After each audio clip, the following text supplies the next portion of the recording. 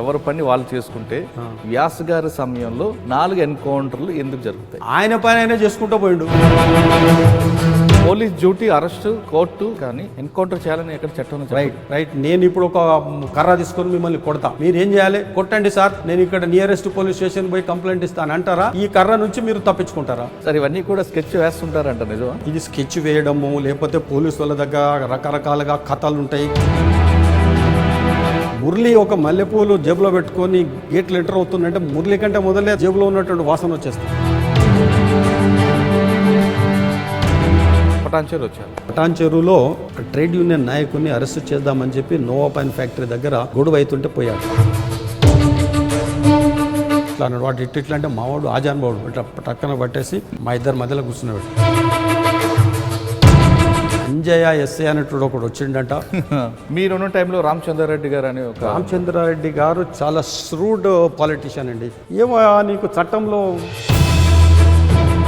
ఆయన భాష, నువ్వు ఎవడా, నువ్వు బీసీవి, అవునా? అవును సార్. నేను ఎస్సీని, నీకు తెలుసు కదా సార్ విన్ని అని అన్నా. సంవత్సరాల గారి యాక్షన్ ఎలా ఉంటుందండి? ఆయనకి మీకున్న అనుబంధం ఒక కేసు గురించి చెప్పగలరా? అంటే హరి అని ఒకడు అప్పుడు చాలా పెద్ద న్యూసెన్స్గా ఉండే అప్పుడు. తర్వాత వాడు చనిపోవడం ఇదంతా జరిగింది. చనిపోవడం అంటే పారిపోతుంటే అనేది కాదు. నీకు ఒక కలం ఉంది, నీకు ఒక గలం ఉంది, నాకు పోలీసు దళం ఉంది.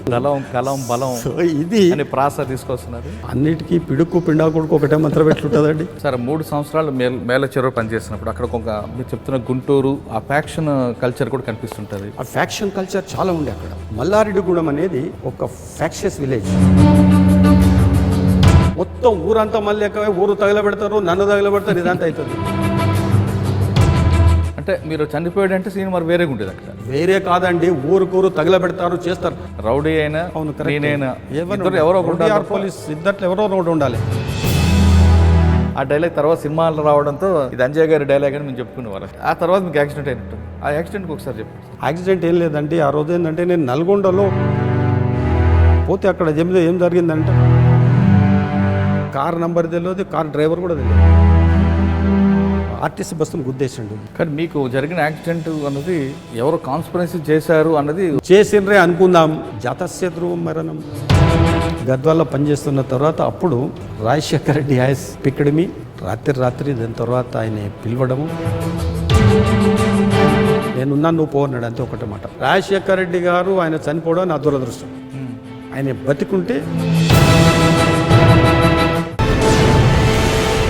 Welcome to crime diaries. ఈ వారం మన గెస్ట్ గతంలో రౌడీల పాలిట సింహస్వప్నం, అసాంఘ శక్తుల గుండెలో రైలు పరిగెత్తించిన పాత పోలీసింగ్ చూపించిన పోలీస్ ఆఫీసర్. పేరు బైరి అంజయ్య అలియాస్ మీసాల అంజయ్య.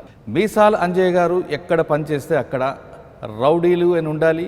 రౌడీ అయినా, నక్సలైట్ అయినా, యాంటీ సోషల్ ఎలిమెంట్ అయినా ఎవరైనా పోలీసే ఉండాలి తప్ప ఇంకా 3 పాత్రలు ఉండకూడదు అని నమ్మే పోలీసింగ్ ఆఫీసర్. అంటే బేసిక్ పోలీసింగ్ ఏం చెప్తుంది అనేది ఖచ్చితంగా చేసి చూపించలో ఆయన దిట్ట. అంటే ప్రజలకి కోర్టులు తీర్పులతో కాకుండా పోలీస్ స్టేషన్కి వచ్చే బాధితులకి వెంటనే న్యాయం చూపించిన పోలీస్ ఆఫీసర్. అంతేకాకుండా అవుట్ స్టాండింగ్ ఆఫీసర్గా పేరున్న వ్యాస్ గారికి ప్రియ శిష్యుడు. నల్గొండ జిల్లాలో వ్యాస్ గారు పనిచేస్తున్నప్పుడు మీసాల అంజయ్ గారు అలియాస్ బైర్ అంజయ్ గారు ఆయన దగ్గర నేర్చుకున్నారు పాఠాలు ఏంటి, అసలు గతంలో పోలీసింగ్ ఏ విధంగా ఉండేది, ప్రస్తుత పోలీసింగ్ ఏ విధంగా ఉంది, గతంలో ట్రెడిషనల్ క్రైమ్ ఏ విధంగా జరిగేది, ప్రస్తుతం ప్యాటర్న్ మారిన తర్వాత క్రైమ్ ఏ విధంగా ఉంది, దానికి దీనికి తేడా ఏంటి. ముఖ్యంగా గతంలో పోలీసులు అంటే ప్రజలకి భయంతో కూడిన గౌరవం లేదా గౌరవంతో కూడిన భయం ఉన్న రోజుల్లో అప్పుడు వ్యవస్థలో లోపాలు కానీ వ్యవస్థలో ఎన్ని కష్టాలు రాజకీయాల ప్రయం ఉన్నా లా అండ్ ఆర్డర్ ఎలా కంట్రోల్ చేసేవారు. ఇప్పుడు అది ఎందుకు ఈ స్థాయికి వస్తున్న విషయాల్ని సార్ని అడిగి తెలుసుకుందాం. సార్ నమస్తే అండి. నమస్కారం మురళి గారు, బాగున్నారా? After long time. Bair Anjay garu. Okay, good. KPHB police station అంటే అప్పుడు కుక్కట్పల్లి పోలీస్ స్టేషన్. అప్పుడు అవన్నీ లేవులేరండి. ఎప్పుడు అంటే ఇప్పుడు 4 పోలీస్ స్టేషన్లు అయినప్పుడు ఒకటే పోలీస్ అప్పుడు కుక్కట్పల్లి పోలీస్ స్టేషన్ అంటే కుక్కట్పల్లి వై జంక్షన్ నుండి చందానగర్ వరకు. మీరు వచ్చారు పోలీస్ స్టేషన్కి. మేము అప్పుడే మా లెర్నింగ్ స్టార్ట్ అవుతుంది. మీరు వచ్చిన పోలీస్ స్టేషన్కి వచ్చిన నెక్స్ట్ డే గోకుల్ ఫ్లాట్స్లో ఒక మర్డర్. మీరు మాకు క్రిమినల్స్ అందరూ ఇన్విటేషన్ చేస్తున్నారు, ఐఎమ్ వెరీ హ్యాపీ అనుకుంటే మీరు పరిగెట్టడం అదంతా మాకు కళ్ళ ముందు కనిపిస్తుంది. కానీ అప్పటికే మీ ఫీడ్బ్యాక్ అంతా కూడా పోలీస్ స్టేషన్కి వచ్చింది. మీకన్నా ముందు సత్యనారాయణ గారు అని ఒక మా సీనియర్ చాలా సీనియర్ ఆయన చనిపోయారు ఇటీవల కాలంలో. ఆయన తర్వాత మీరు రావడం, సత్యనారాయణ గారు తర్వాత అంజయ్య గారు వస్తున్నారు. గతంలో నల్గొండ జిల్లాలో అందరినీ ఉతికి ఆరేసాడు, వెండబెట్టాడు, పటాన్చెర్లో కూడా చేశారు. అటువంటి వ్యక్తి వస్తున్నారు. వాళ్ళు చాలా జాగ్రత్తగా ఉండాలంటే మీ కానిస్టేబుల్సే మీకన్నా ముందే మెసేజ్ తీసుకొచ్చారు. అప్పుడు తెలిసింది ఒక పోలీస్ ఆఫీసర్ ట్రాన్స్ఫర్ కాకముందు ఆయనకున్న పేరు ఏ విధంగా కంట్రోల్ చేస్తుంది. సత్యనారాయణ గారు కూడా బాగానే చేశారు. అయినా మీసాల అంజయ్ గారు, ఎల్ఐఎస్ బైర్ అంజయ్ గారు వచ్చారు కాబట్టి ఆ ప్రాంతం అంతా కేపీహెచ్పీలో రౌడీజం, ఆ ఫోర్త్ ఫేస్లో రౌడీజం అంతా మీ పేరే కొంత కంట్రోల్ చేసుకొచ్చింది. అదే టైంలో గోకుల్ ఫ్లాట్స్లో మర్డర్ అవ్వడం, ఆ దొంగ మర్డర్ చేసిన వ్యక్తి కూడా మోటార్ సైకిల్ మీద పారిపోతుంటే మీద ఎస్ఐ అప్పుడు గోవర్ధన్ చేజ్ చేయడం, ఇదంతా కూడా కళ్ళకి కంటికి కనిపిస్తుంటుంది. సార్ మీరు డిపార్ట్మెంట్లోకి వచ్చినప్పుడు పోలీసింగ్ వేరేగా ఉంటుంది. బేసిక్ పోలీసింగ్, రౌడీజం కానీ ఎవిడెన్స్ అయితే పోలీసు ఉండాలి లేదా వాడని ఉండాలి తప్ప ఇద్దరు ఉండడం అనేది మీరు ఒప్పుకునేవారు కాదు.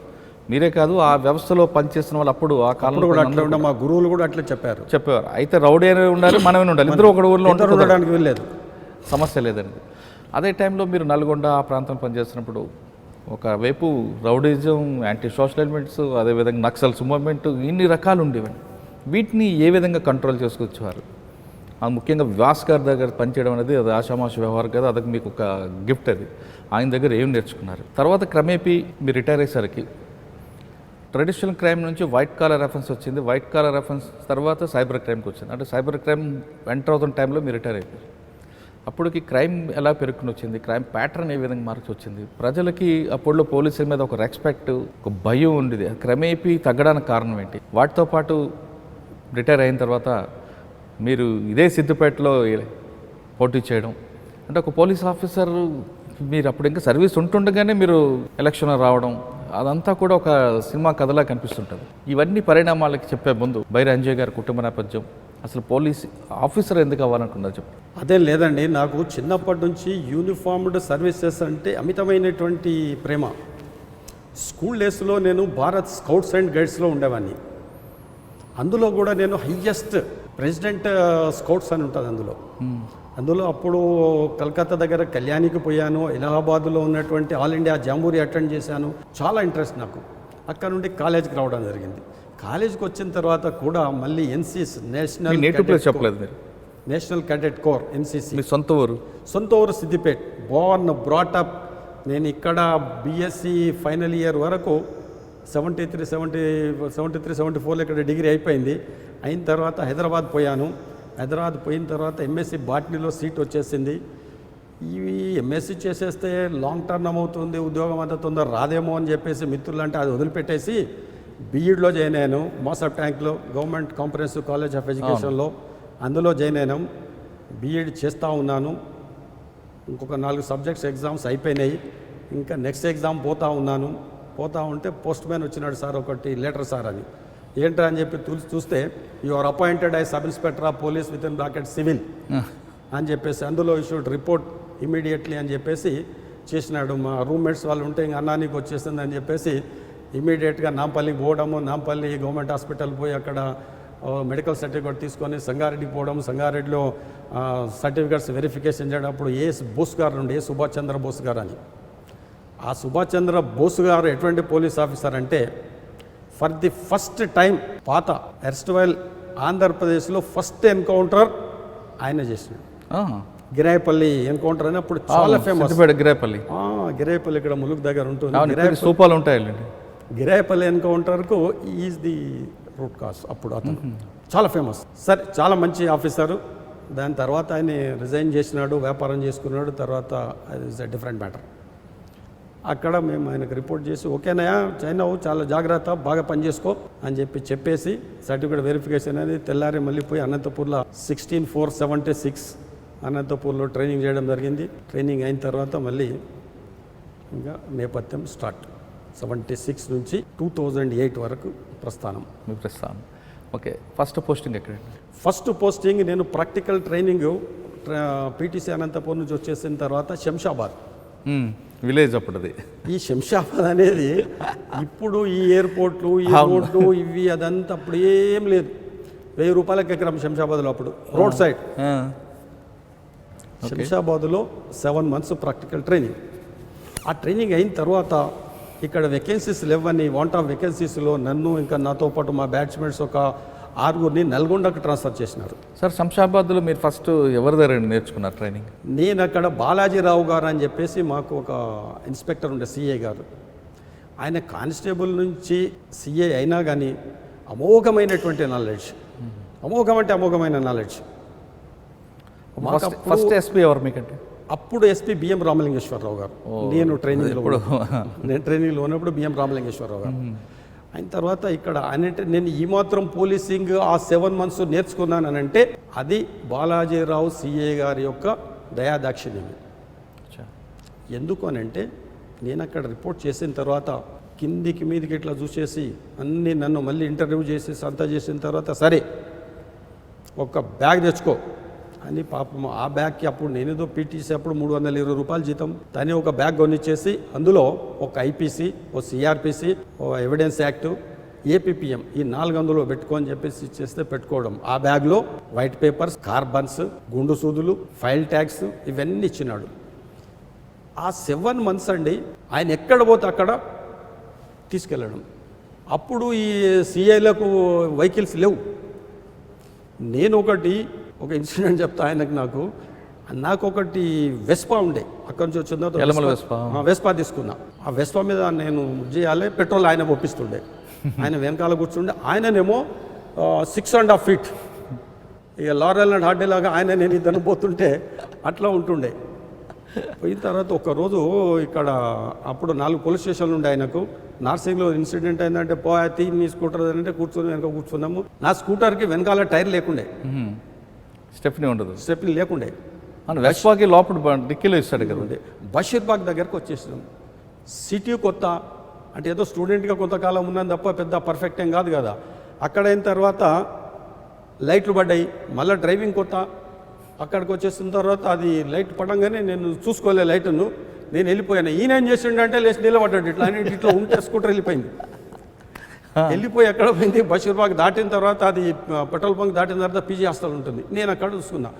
స్కూటర్ ఏమో లైట్గా ఉంది ఏందని చెప్పి చూసే వరకు లేడు.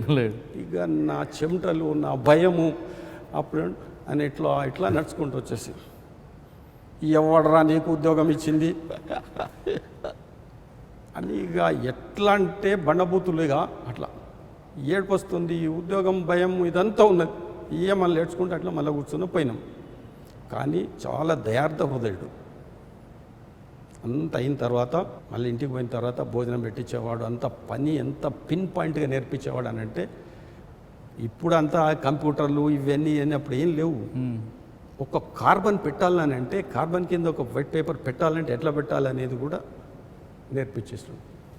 ఇన్క్వెస్ట్ కాలం నెంబర్ మొత్తం 26 కాలమ్స్ ఉంటే ఒక్కొక్క కాలం ఏ విధంగా ఫిల్ చేయాలి ఏది అనేది చాలా బ్రహ్మాండంగా నేర్పించింది. కానిస్టేబుల్ నుంచి వచ్చినా కానీ ఆయన లాంగ్వేజ్ కూడా చాలా బ్రహ్మాండంగా ఉండేది. సో ఈ మాత్రం పోలీసింగ్ మేము నేర్చుకున్నామంటే ఆయన దగ్గర. ఓకే, ఇదే విషయము ఆయన నేర్పినటువంటి ఈ పోలీసు విద్యనే నేను అనేక సార్లు మా పోలీస్ అకాడమీలో అప్పటికప్ప పోలీస్ అకాడమీలో సిడిటిఎస్లో నేను రెగ్యులర్గా డిఎస్పీ సైబర్ క్రైమ్ ఉన్నప్పుడు సిఐడిలో క్లాసెస్కి పోయేవాడిని సైబర్ క్రైమ్స్ మీద. అది తర్వాత డిస్కస్ చేద్దాం. అక్కడ ఈయన చెప్పినటువంటి ఈ టెక్నిక్స్ కానీ ఈ పోలీసింగ్ కానీ అది నాకు చాలా ఉపయోగపడింది. ఓకే, శంషాబాద్లో 7 నెలలు ట్రైనింగ్ తర్వాత శంషాబాద్లో 7 months ట్రైనింగ్ తర్వాత వాంట్ ఆఫ్ వేకెన్సీస్లో నల్గొండకు ట్రాన్స్ఫర్ చేసిన నాతో పాటు ఇంకొక 6-7 మెంబర్స్ని పోయినాము. పోయిన తర్వాత అప్పుడు అక్కడ పెద్దారెడ్డి గారు, పెద్దారెడ్డి అని ఎస్ఐ నుంచి ఐపీఎస్ ఆఫీసర్ ఎస్పీఐ రిటైర్ అయినారు. ఆయన ఎస్పీ అప్పుడు అక్కడ. పోయిన తర్వాత ఒక్కొక్కరిని ఇంటర్వ్యూ చేసేసి నాకు మేడ్ల చెరువు అని పోలీస్ స్టేషన్కి పోస్టింగ్ ఇచ్చినాడు. ఈ మేడ్ల చెరువు పోలీస్ స్టేషన్ అనేది కృష్ణా, గుంటూరు, నల్గొండ 3 జిల్లాలకు బార్డర్. అది కృష్ణపట్టిలో ఉంటుంది. అక్కడ 3 years చేసినాము.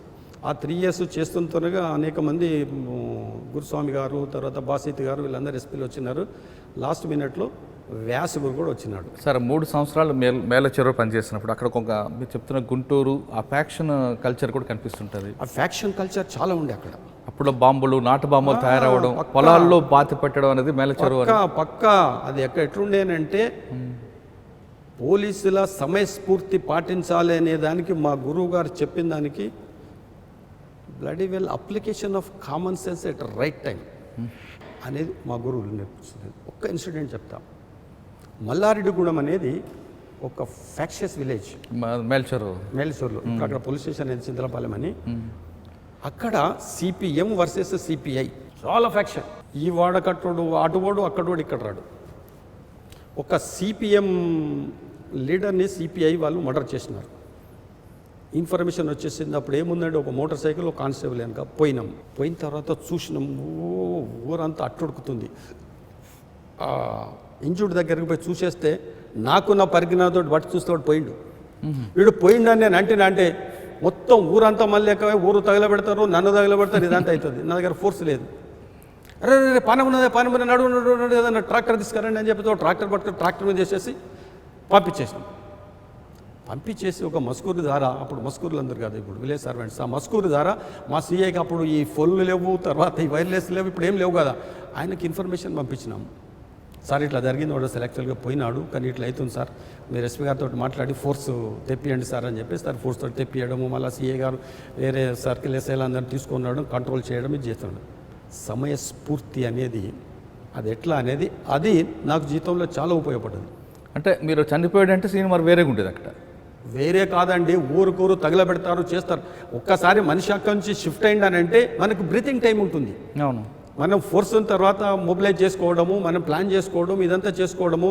అదర్ సైడ్ తర్వాత ఎవడో తర్వాత ఇది ఉన్నాడు, అగ్రెసర్స్ ఉన్న వాళ్ళని అరెస్ట్ చేయడము, ఇదంతా చేయడము, పికెట్స్ వేసుకోవడం, పెట్రోల్, ఇదంతా కామన్ అవుతుంటుంది. అది ఒకవేళ అక్కడే బాడీ డిక్లేర్ చేసి బాడీ అక్కడే ఇట్లా ఉంటే మా మీద అటాక్ చేసే వాళ్ళు ఒక కానిస్టేబుల్ నేను ఏం చేయలేదు. ఫెరోషియస్ మళ్ళీ ఫ్యాక్షన్, నల్గొండ కమ్యూనిస్టులు, ఇవన్నీ కథలు. సార్ అక్కడ ఇంకా బాగా గుర్తున్న సంగతి చెప్పండి. అంటే రౌడీలు కూడా బాగా అదొకటి బాగా గుర్తున్న సంగతి. Mellacheru proper itself PS Naidu అని ఒక అతను ఉండే, పసుపులెట్టి సైదయ్య చిన్న నాయుడు అని.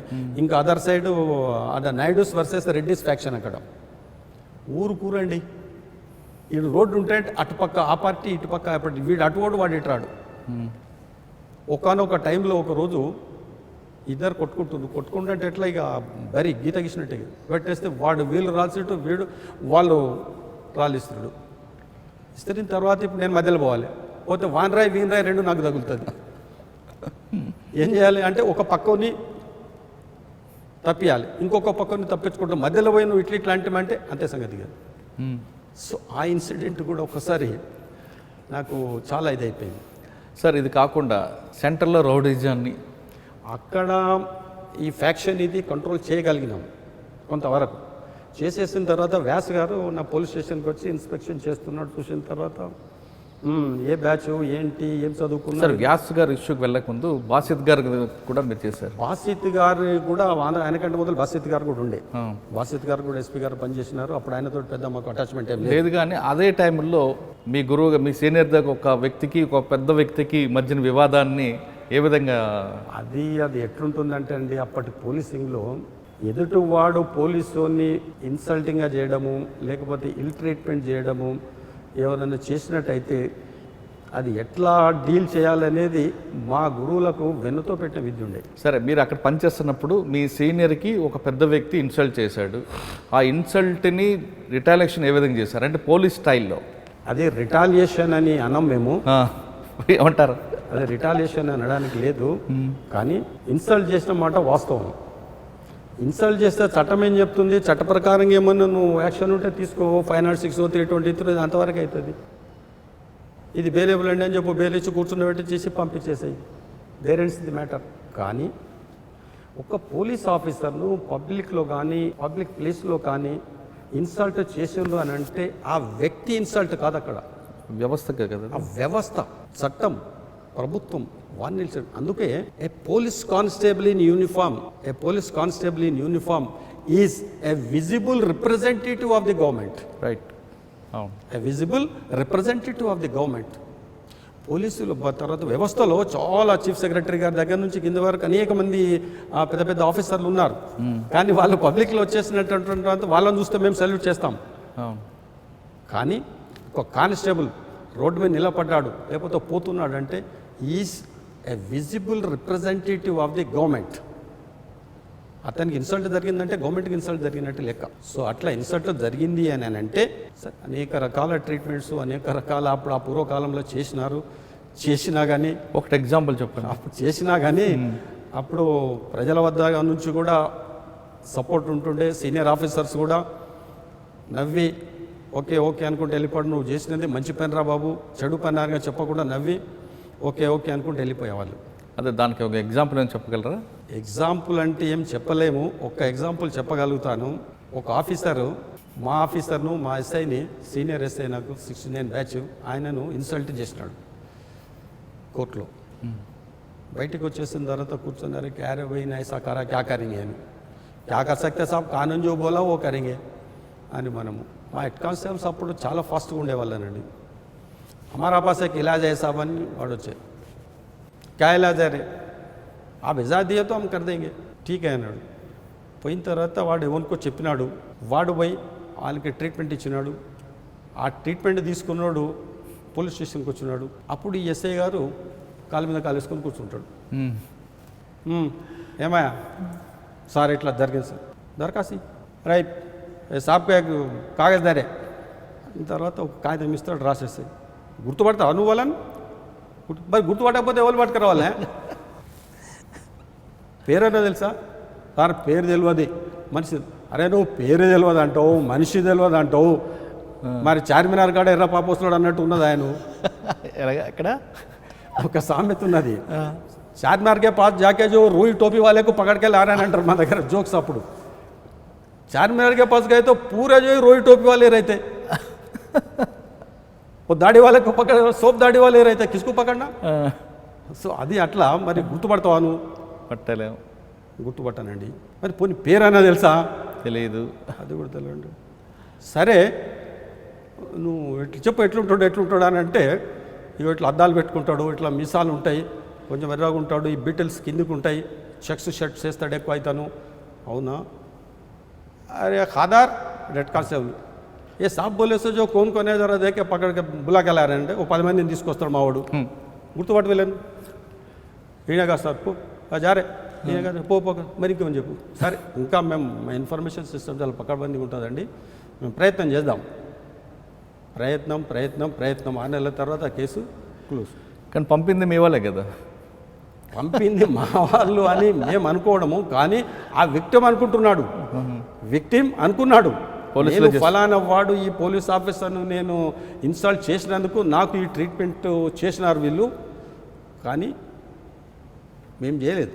ఓకే, అదే విషయం అప్పుడున్న ఎస్పీ గారు తెలిసినప్పుడు ఎస్పీ గారు కూడా చెప్తే అప్పుడు తర్వాత వాళ్ళు ఆ విక్టిమ్ ఆఫీసర్ ఏదవుతుందో వాళ్ళ డిస్ట్రిక్ట్ హెడ్కి చెప్పడము, ఆ డిస్ట్రిక్ట్ హెడ్ మా డిస్ట్రిక్ట్ హెడ్ చెప్పడము, మా డిస్ట్రిక్ట్ హెడ్ తర్వాత ఎస్ఐని పిలిపించేసరి క్యా కర్ అల్లా కసమ్ సాబ్ మేము కరాయిచ్చినాయి సాబ్, మాకు తెలియదు సార్, ప్రామిస్ సార్ అది అంటే. అవునా సరే అని చెప్పి డిఎస్పీ చెప్పి అదేందో చూడండి మీరు, అదేమో పట్టుకోండి అని చెప్పి చెప్పడము. 1-2 సార్లు చెప్తాడు, మర్చిపోతాడు. He knows what is policing.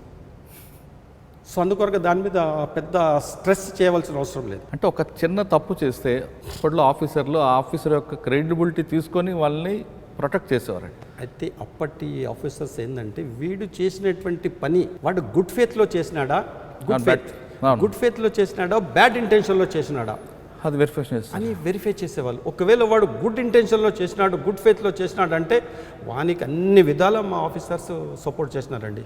అంటే గుడ్ ఫెయిత్లో ఒక మంచి పని అంటే ఐపీసీ 511 కాకుండా 512 చేసినా సరే నీ ఐపీసీ సిఆర్పిసి పక్కన పెట్టు, అవన్నీ మాకు అవసరం లేదు. అవసరం లేదు కదా, అవసరమే, మనకు అవసరమే అవి.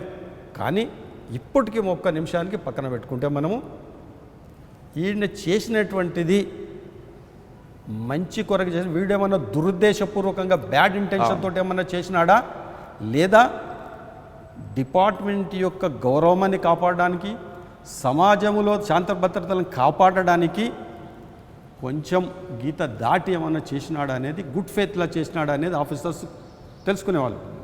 తెలుసుకొని ఒకవేళ గుడ్ ఫేత్లో వీడు చేశాడంటే మాత్రం డెఫినెట్గా వాడిని సపోర్ట్ చేసేవాళ్ళు. సార్ మీరు అక్కడ పనిచేస్తున్న సమయంలోనే వ్యాస్ గారు వచ్చారు.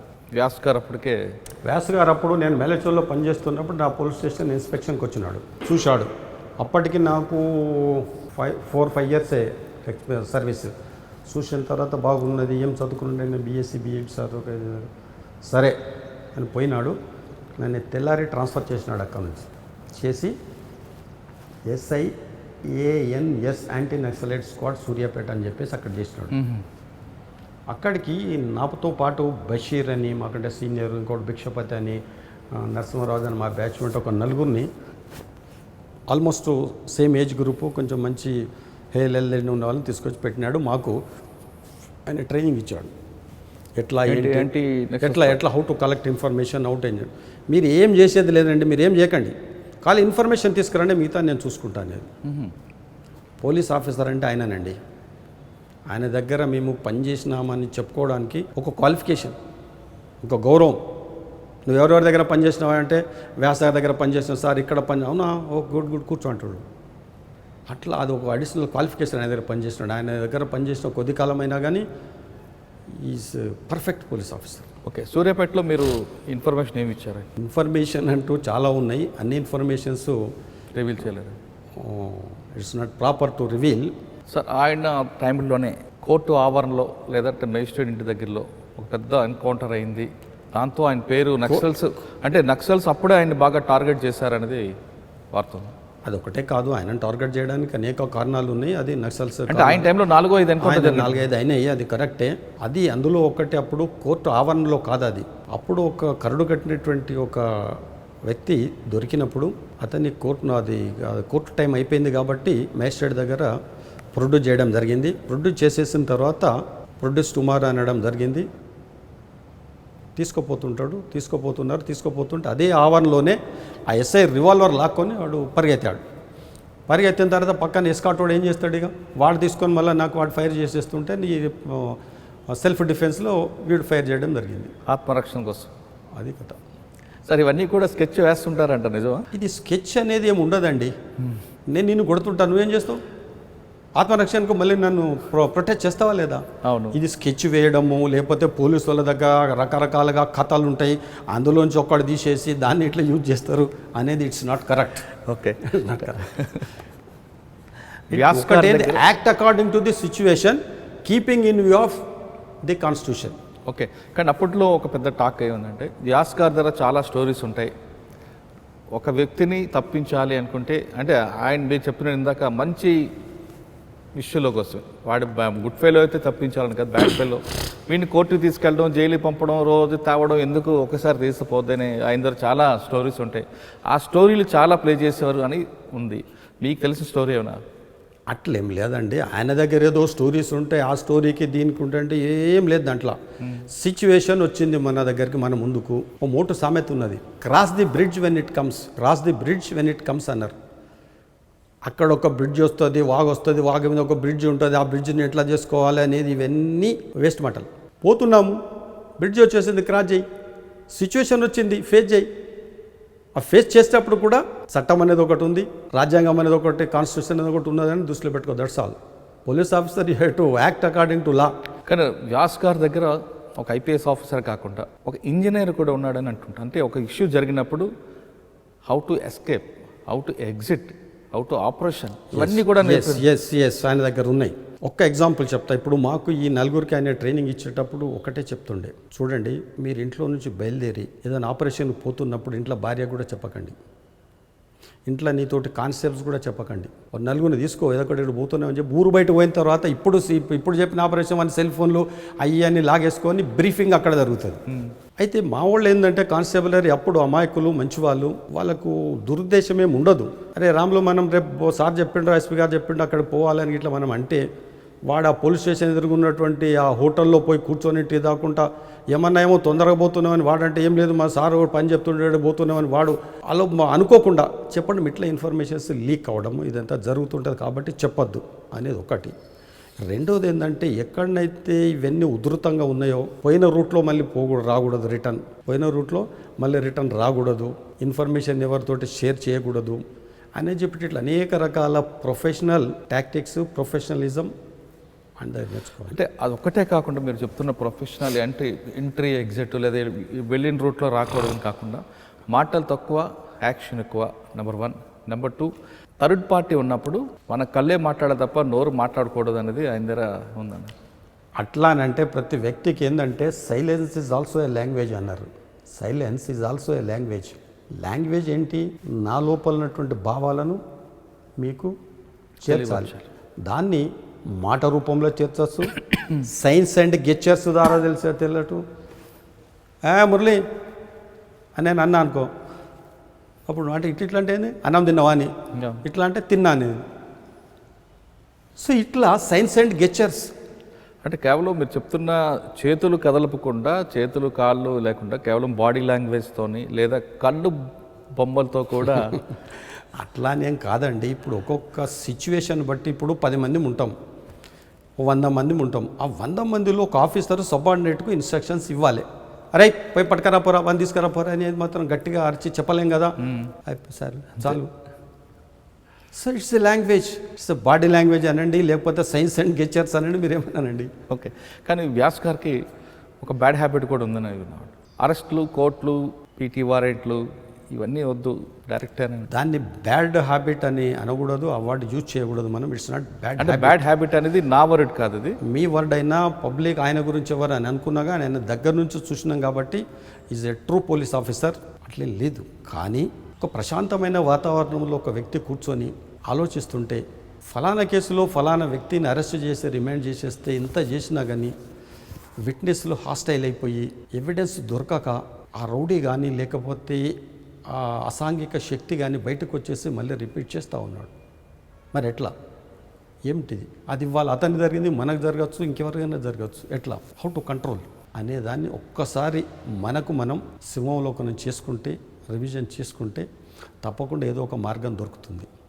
అయితే చట్టాన్ని మనం చేతిలో తీసుకొని దాని తర్వాత కోర్టులు చేసే పని మనం చేయకూడదు. It's not correct. ఎవరి పని వాళ్ళు చేయాలి. పోలీసు పని పోలీసు వాడు చేయాలి, కోర్టు పని కోర్టు చేయాలి, ఎవరి పని వాళ్ళు చేయాలి. ఎవరి పని వాళ్ళు చేస్తే వ్యాస్కార్ టైంలో 4 ఎన్కౌంటర్లు జరుగుతాయి. కాదు, అది ఎక్స్చేంజ్ ఆఫ్ ఫైర్ అంటారు. అదే మీకు చెప్తున్నా. ఇప్పుడు ఏమన్నారు, ఎవరి పని వాళ్ళు చేస్తే ఏమన్నారు, ఎవరి పని వాళ్ళు చేసుకుంటే వ్యాస్ గారి సమయంలో 4 ఎన్కౌంటర్లు ఎందుకు జరుగుతాయి? అయ్యా మీ ప్రశ్నలోనే సమాధానం ఉన్నది. చెప్పండి. మీ ప్రశ్నలోనే సమాధానం ఉన్నది. ఏంటనంటే ఆయన పని అయినా చేసుకుంటూ పోయిండు. కానీ ఎన్కౌంటర్ చేయడమా? కాదు, ఎన్కౌంటర్ చేయడం అని కాదు. సిచ్యువేషన్ వచ్చేసింది, దాన్ని ఫేస్ చేశాడు. ఇది ఎన్కౌంటర్ అని పోలీస్ డ్యూటీ, అరెస్ట్, కోర్టు, కానీ ఎన్కౌంటర్ చేయాలని ఎక్కడ చట్టంలో రైట్. నేను ఇప్పుడు ఒక కర్ర తీసుకొని మిమ్మల్ని కొడతా, మీరు ఏం చేయాలి? కొట్టండి సార్, నేను ఇక్కడ నియరెస్ట్ పోలీస్ స్టేషన్ పోయి కంప్లైంట్ ఇస్తాను అంటారా? ఈ కర్ర నుంచి మీరు తప్పించుకుంటారా? అంటే మీరు కర్ర నుంచి కొట్టే అవకాశం నాకు కల్పిస్తే నేను కాదు. ఇప్పుడు ఎదుటివాడు, ఇప్పుడు మీరు ఒక వ్యక్తిని అరెస్ట్ చేశారు, మీరు కాదు ఆయన, ఒక పోలీస్ ఆఫీసర్. ఎదుటి వాడిని అరెస్ట్ చేసేందుకు పోయినప్పుడు వాడు కాల్పులు జరపడం కానీ లేకపోతే దాని తర్వాత ఎక్సెస్ ఫోర్స్ వీడి మీద యూజ్ చేయడం కానీ జరుగుతున్నప్పుడు ఏం చేయాలి? చట్టమే చెప్తుంది. అవకాశం మీరే ఇస్తే ఏం చేయాలి? నువ్వే నాకు కొట్టరాబాయ్ ఎవడండి, ఎవరి పానం వాడు నన్ను కొట్టరాబాయ్ మురళి నన్ను చంపానని అంటారా? ఎవడన్నాడు? ఎందుకనంటే ఇది ఆత్మరక్షణ అనే పదము, సెల్ఫ్ ప్రైవేట్ డిఫెన్స్ ఏదైతే ఉందో చట్టమే కల్పించింది. సార్ మీరు దీన్ని ఎన్కౌంటర్ అని అంటే ఒప్పుకుంటారా, ఎక్స్చేంజ్ ఆఫ్ ఫైర్ అంటే ఒప్పుకుంటారా? సిచ్యువేషన్ బట్టి చెప్పాలి, వర్డ్ యూజ్ చేయాలి. ఓకే సార్, మీకు ఆయన దగ్గర నచ్చింది క్లాసికల్ ఎక్స్చేంజ్ ఆఫ్ ఫైర్ అంటే ఇష్టమా, లేదా బంపింగ్ అంటే ఇష్టమా? బంపింగ్ అనేది మీ విలేకరులు పెట్టుకున్న ముద్దు పేరు అది. బంపింగు, డంపింగు అనేది మీరు పెట్టుకున్న ముద్దు పేరు అది. పోలీసు ఎక్కడ కూడా, పోలీసులు కూడా ఎక్కడ లేదు. మీరు చట్ట ప్రకారంగా అరెస్ట్ చేయండి.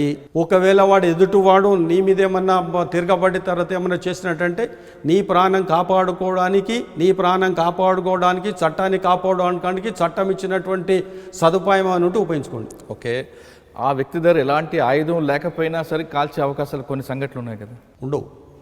సరే, వ్యాస్ గారు దానికి ఏమి నేర్చుకున్నారండి? వ్యాస్ గారి దగ్గర ఇంకా అంటే ఎన్కౌంటర్లో కాకుండా ఒక మంచి పోలీసింగ్ నేర్చుకున్నారు. ఎందుకంటే ఈ రోజు కూడా ఆయన పేరు మర్చిపోవట్లేదంటే అంతవరకు.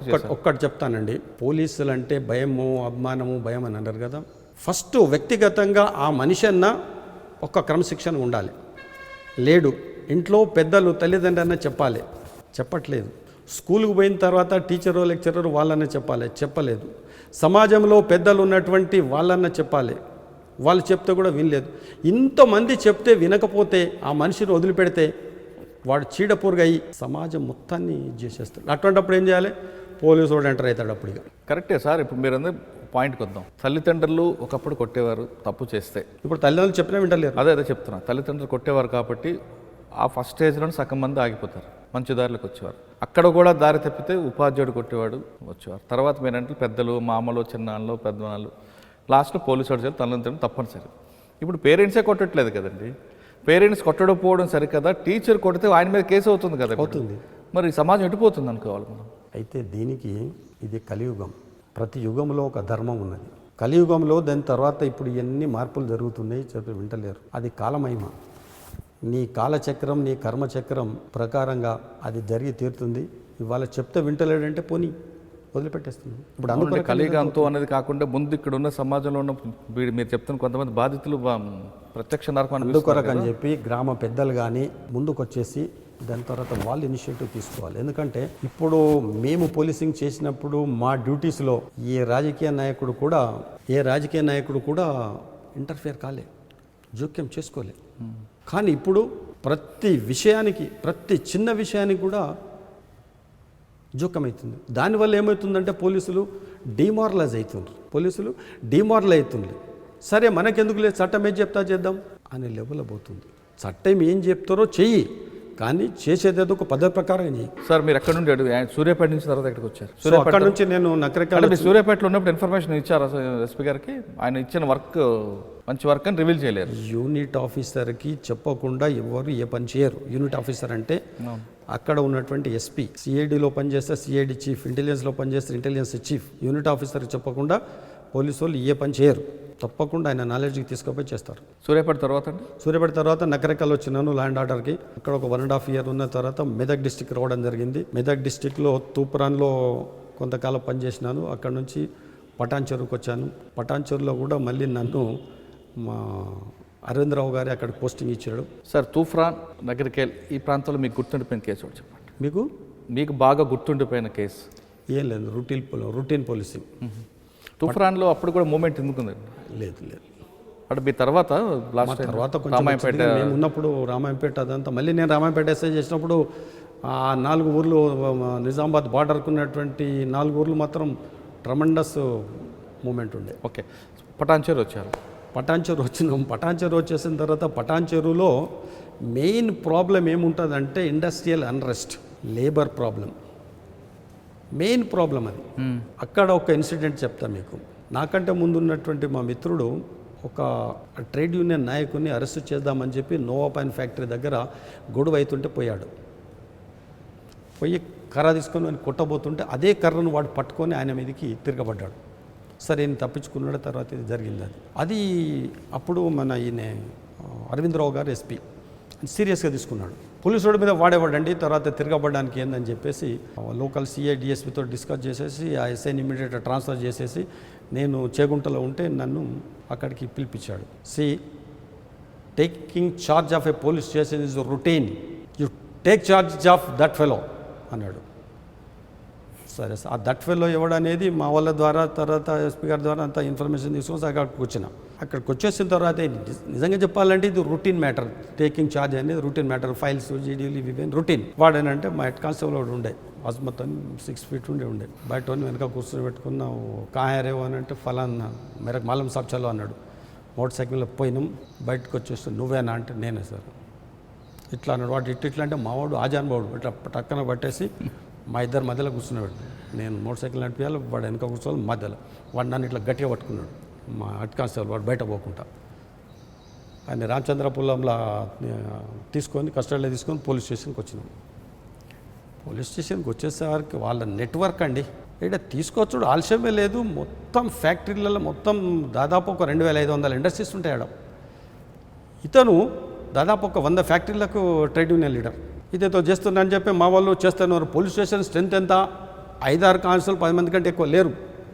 ఉన్నోళ్ళతో దాంట్లో చేసేస్తే ఇమీడియట్గా నేను ఎస్పీ గారికి సెట్లో మాట్లాడి ఇట్లా జరుగుతుంది సార్, ఓకే అని అక్కడ పెట్టకు, ఇమీడియట్గా పంపించేసి. ఎట్లా పంపించాలి ఇమీడియట్గా? ఇప్పుడంటేనేమో జీపులు ఇవన్నీ ఉన్నాయి. మా హెడ్ కానిస్టేబుల్ అరే కైకు సాబ్ అని చెప్పి వాడు రోడ్డు మీద పోయి అంటే లారీ ఆపాడు. లారీలో వాడిని వేసుకున్నాడు, సంఘాలు వేసుకున్నాడు.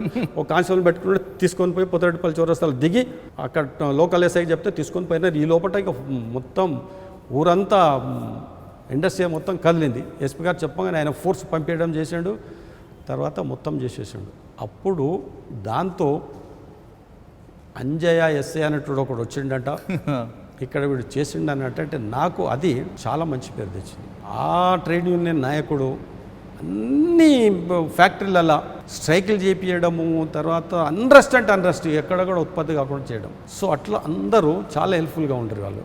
సార్ పటాన్చేరులో అప్పటి వరకు కార్మిక సంఘాలు ఆ గొడవలు ఉన్న టైంలో ఒక ఇష్యూ జరగడం, నవాబాద్ దగ్గర మీసాల అంజయ్య గారు రావడం జరిగింది. కానీ అదే పటాన్చేరులో మీసాల అంజయ్య గారు ఒక ఈవ్టీజింగ్ కేసులో ఒక వ్యక్తిని ఈవ్టింగ్ చేసిన వ్యక్తిని మెడలో బోర్డు వేసి పటాన్చేరు పోలీస్ స్టేషన్ చుట్టూ ఆ శాంతినగర్ కాలనీ అన్నీ తిప్పడం, దాని మీద ఒక పేపర్లో ఐటెం రావడం, ఆ విలేకరును కూడా బెదిరించడం అనేది జరిగింది. వాస్తవం బెదిరించడం అనేది మీరు అంటారు, ఇన్సిడెంట్ అనేది వాస్తవం. అసలు జరిగిన వాస్తవం ఏంటంటే అది ఆల్విన్ ఫ్యాక్టరీ అనేది వాచ్ ఫ్యాక్టరీ. అక్కడ ఆ వాచ్ ఫ్యాక్టరీలో అందరూ గర్ల్సే. అవును, వాళ్ళు ఇక్రిసాట్ ముందు కంపెనీ, ఇక్రిసాట్ పక్కన అదే లైన్లో ఉంటుంది, అందరు గర్ల్సే. ఇద్దరు పోకిరి విధవలు ఆ అమ్మాయిలను టీచ్ చేసినారు. పొద్దున్నే 6:30కు అట్లా వాళ్ళు లోపల పోతుంటే చేసినట్టు. ఇంకా పోలీస్ స్టేషన్ పక్కకే నా క్వార్టర్. అప్పుడే నేను రెడీ అవుతున్నా, సార్ ఇట్లా జరిగింది సార్, పెద్ద వాళ్ళందరూ స్ట్రైక్ చేసేటట్టున్నారు సార్ అని చెప్పి మావాడు వచ్చి ఏంట్రా ఇట్లా అని అంటే ఇమీడియట్గా నేను పోలీస్ స్టేషన్ పోవడం జరిగింది. అక్కడి నుంచి స్పాట్కి పోయినాం.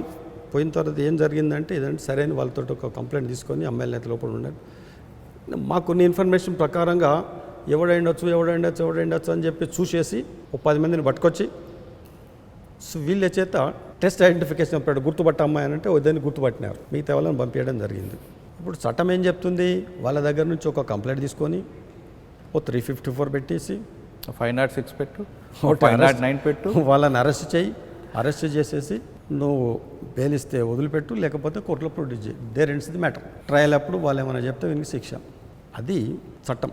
మీసాల అంజయ్య గారు ఏం చేశారు? సరే, మేము ఏం చేసినాం అనేది అక్కడ ఇప్పుడు మీరే చెప్తున్నారు కదా. వాళ్ళను బట్టలు కూడా తీసేసి కట్రాయర్ మిన్నే ఊరంతా పరేడ్ చేసేస్తే ఓ విలేకరి అంతా నిజాం పాలనను తలపిస్తున్న ఎస్ఐ గారు అని చెప్పి వార్త రాసినారు. ఆ ఎస్ఐని అతన్ని బెదిరించినారు మీరు అంటున్నారు కదా. ఆయన వార్త రాసింది వాస్తవము, ఇన్సిడెంట్ జరిగింది వాస్తవము, బెదిరించింది అనేది వాస్తవం కాదు. ఎట్లా కాదు అని అంటే అప్పుడు ఒక సీనియర్ రిపోర్టర్ మిత్రుడు ఉండే. ఈ విషయం ఆయన దృష్టికి పోతే ఆ మిత్రుడు నాకు ఫోన్ చేసినాడు, సార్ మావాడు భయపడుతున్నాడు సార్, మీరు వాళ్ళని కొట్టినట్టు కొడతారేమోనంటే, అరే నేను విలేకరులు ఎందుకు కొడతాను నేను అని నేనన్నా. లేదు సార్ భయపడతా, మీరు పర్మిషన్ ఇస్తామని తీసుకొస్తా సార్, సారీ చెప్పిస్తా సార్ అని. సరే తీసుకొని అయితే రాపోమని చెప్పినాడు. తీసుకొచ్చినాడు, చూసినాము. తప్పైంది సార్ అన్నాడు. తప్పెందుకైంది, నువ్వు కరెక్టే రాసినావు, తప్పెందుకైంది అని మేము అన్నాం. ఈ వార్త రాయకుంటుంటే మంచిగుండనేమో సార్. ఎందుకు మంచిగుండ నువ్వే చెప్పు.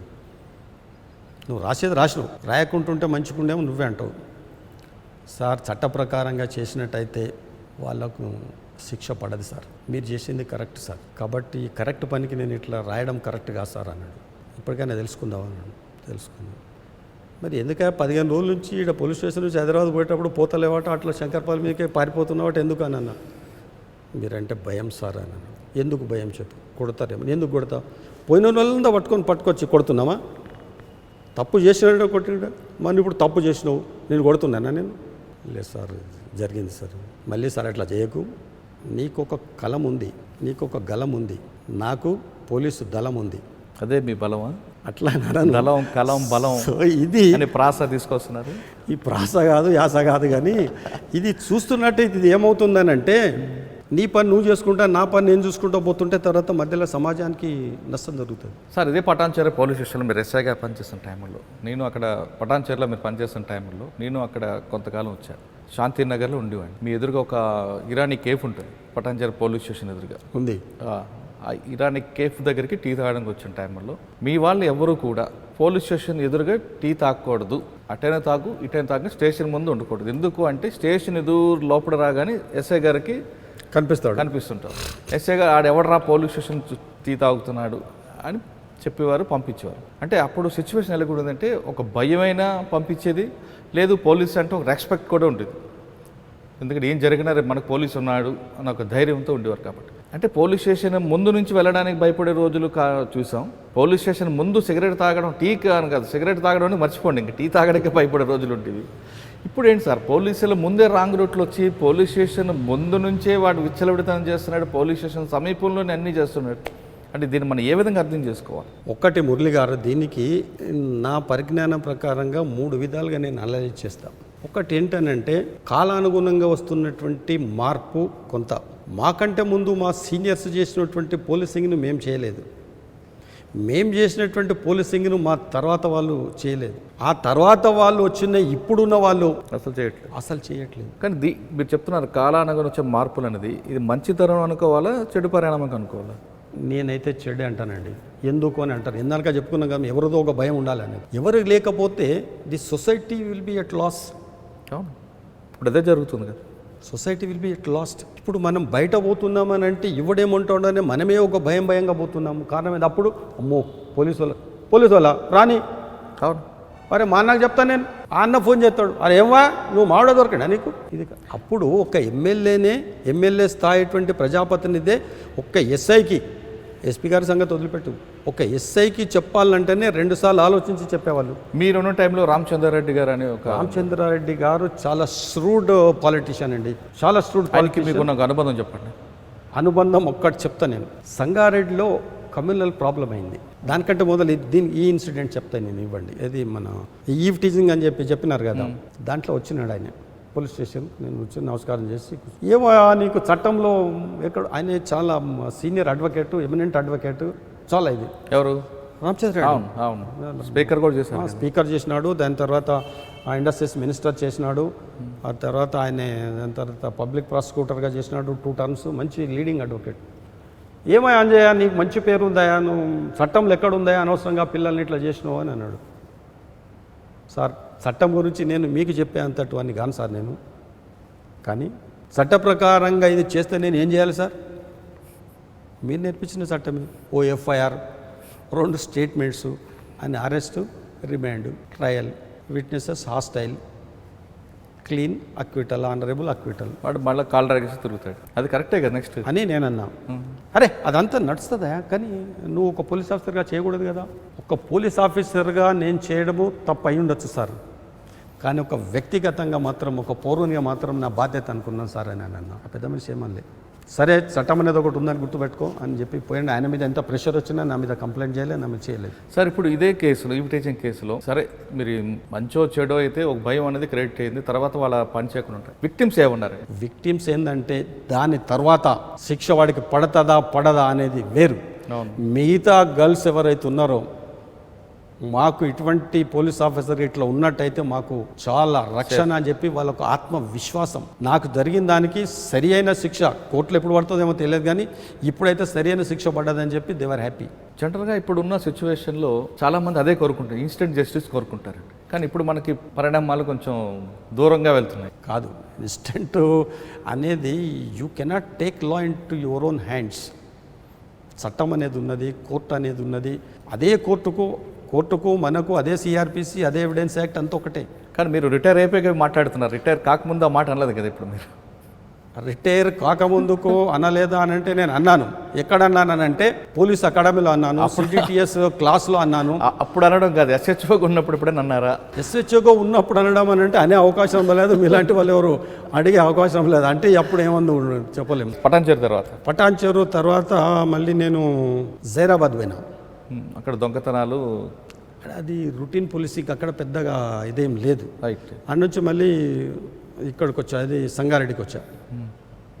సంగారెడ్డిలో ఒక 1.5 year, అక్కడ 1.5-2 years చేసినాను రొటీన్ పోలీసింగ్. అక్కడ నుంచి ఆడ రోజు ధర్నాలు, పికెటింగ్, డిస్ట్రిక్ట్ ఉంటారు కదా, అక్కడ నుంచి దాని తర్వాత రామాయంపేట వచ్చా.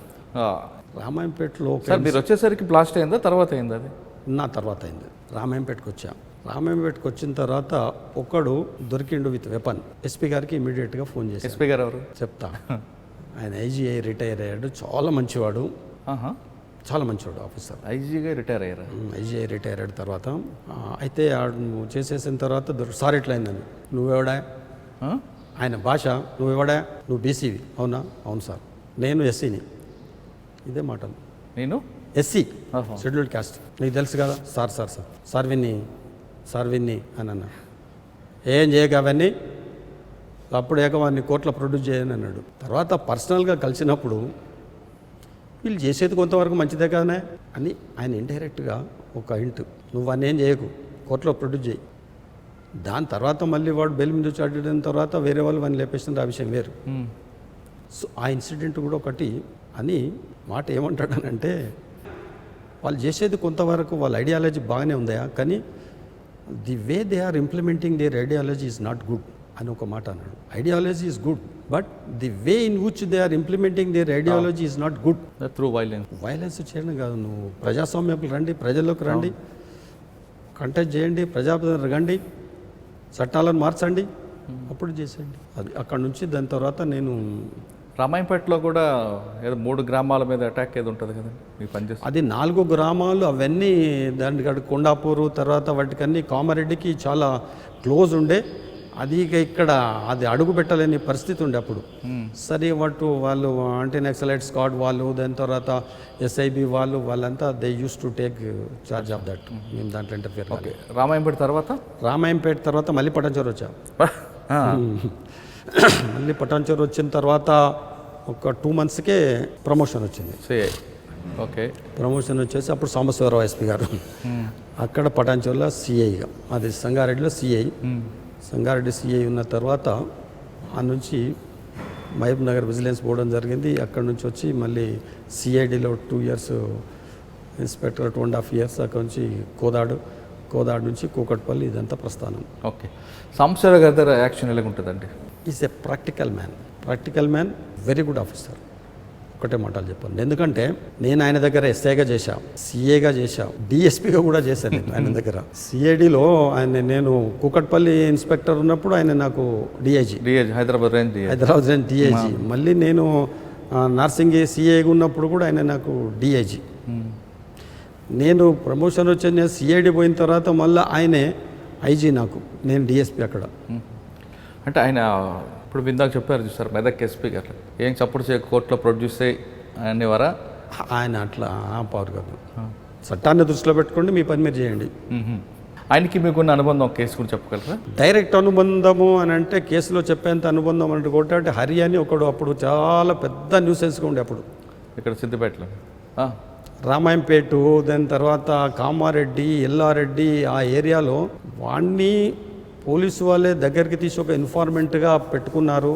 దాని తర్వాత వాడు దాన్ని అడ్వాంటేజ్గా తీసారు. సాంబశివరావు గారు ఫస్ట్ పోస్టింగ్ అప్పుడు మెదక్ రాగానే ఆ పీరియడ్లో జరిగింది. అది చేసిన తర్వాత వాడు సర్దన కిషన్ రావు గారిని చంపడము, దాని తర్వాత చాలామంది ప్రముఖులను చంపినాడు, చాలా వసూలు చేసినాడు, చాలా ఇదైపోయినాడు.